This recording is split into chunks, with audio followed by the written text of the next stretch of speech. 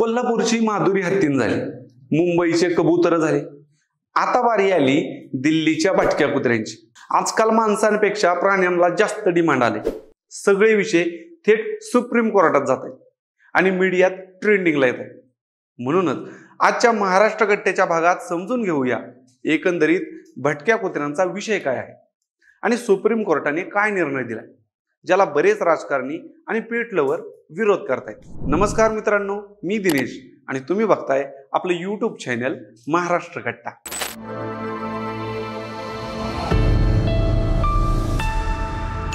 Delhi NCR मध्ये एका 6 वर्षाच्या मुलीला भटक्या कुत्र्याने चावल्यामुळे तिचा रेबीजने मृत्यू झाला।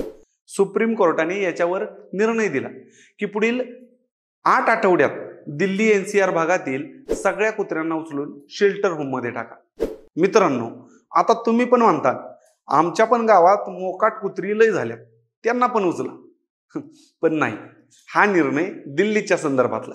एकदा असाच प्रश्न बारामतीत अजितदादांना भटक्या जनावरांच्या त्रासाबद्दल नागरिकांनी विचारला होता। तेव्हा दादा म्हणाले, आम्हाला नियमांच्या पुढे जाता येत नाही, त्यासाठी आपण एखादी सोय करू जिथं प्राण्यांना ठेवू शकतो। म्हणजे काय तर ही अडचण संपूर्ण देशातली, विशेष करून शहरांमधली जास्त आहे। मित्रांनो, आपल्यापैकी लय जणांना वाटत असेल की कशाला ह्यांना ठेवायचं, हे प्राणीप्रेमी काहीही मागणी करतायत। माधुरी हत्तीनीला वंताराला पाठवताना बऱ्याच जणांचं स्टेटस होतं की हितली भटकी कुत्री पण वंताराला घेऊन जावं।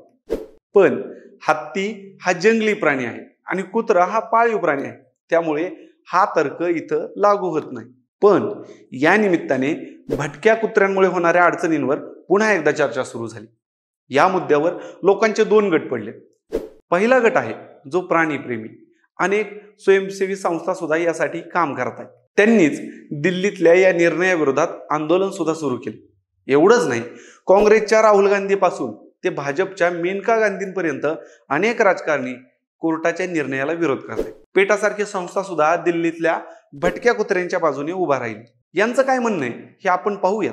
त्याआधी जो दुसरा गट आहे त्यांचा काय तर्क आहे हा समजून घेऊ। सरकारचा आकडा सांगतो की 2022 मध्ये भारतात जवळपास 1.5 कोटी भटके कुत्रे होते। कुत्रे चावल्याच्या आकड्यांवर नजर टाकली तर 2022 मध्ये जिथे 21,90,000 कुत्र्यांनी चावल्याच्या घटना घडल्या, त्याच वेळी 2023 मध्ये त्या 30 लाख आणि 2024 मध्ये 37 लाख झाले आहेत। यामुळे रेबीज होऊन 2022 मध्ये 22 लोक मरण पावले होते, त्याच्याच पुढच्या वर्षी 50 लोक आणि मागच्या वर्षी 54 लोक मेले।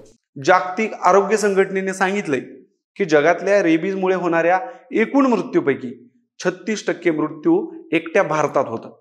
विशेष म्हणजे रेबीज होणाऱ्यांमध्ये 30 ते 60% प्रमाण हे 15 वर्षांखालील लहान मुलांचे। मग याच्यावर उपाय काय करायचा, तर जे याला विरोध करतात त्यांचं म्हणणं आहे, तुम्हाला लई काळजी ह्या कुत्र्यांची तर तुमच्या घरात सांभाळा। सरकारला त्याच्यावर काम करायचं असेल तर शेल्टर होम मध्ये टाका। आमच्या जीवाला का त्रास देताय? बारकी पोरं असतात, गाडी चालवताना लय वेळा कुत्रं आडवं गेल्यामुळे अपघात होतात, हे तर रोजच झाले। कुत्र्यांपेक्षा माणसांच्या आयुष्याची किंमत जास्त आहे। तुम्ही विकसित देशात गेलात तर शहरात तुम्हाला रस्त्यावर कुत्रे दिसणार नाहीत। आपल्याच देशात याचा अट्टहास कशासाठी? तर दुसरीकडे जे प्राणीप्रेमी आहेत किंवा प्राणीप्रेमी संघटना आहेत त्यांचं मत आहे की निसर्गात राहण्याचा आपल्याला जसा अधिकार आहे तसाच इतर प्राण्यांना पण आहे।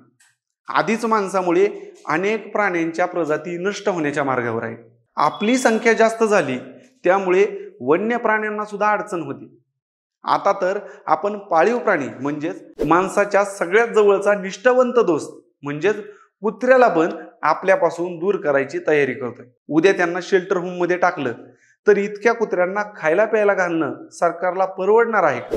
उद्या लोकांना अन्न भेटण्याची समस्या असताना सरकारचा कुत्र्यांवरच्या केलेल्या खर्चाला कुणी विरोध केला तर काय करायचं, असा प्रश्न भाजपच्या नेत्या मेनका गांधींनी विचारला। शेल्टर होम मध्ये टाकणं म्हणजे त्यांना जेलमध्ये टाकल्यासारखं होईल। शहरांमध्ये योग्य प्रमाणात भटक्या कुत्र्यांची नसबंदी हा त्याच्यावरचा एक उपाय आहे। आणखी काही मार्ग याच्यातून काढणं गरजेचं आहे। मित्रांनो, तुम्ही पण प्राणीप्रेमी आहात का? तुमच्या पेट लवर मित्रासोबत बोलताना तुमचे पण खटके उडतात का? सुप्रीम कोर्टाचा भटक्या कुत्र्यांवर दिलेला निर्णय तुम्हाला कसा वाटतो? कमेंट करून सांगा। आणि महाराष्ट्र कट्टा या आपल्या यूट्यूब चॅनेलला सबस्क्राईब करायला विसरू नका. धन्यवाद.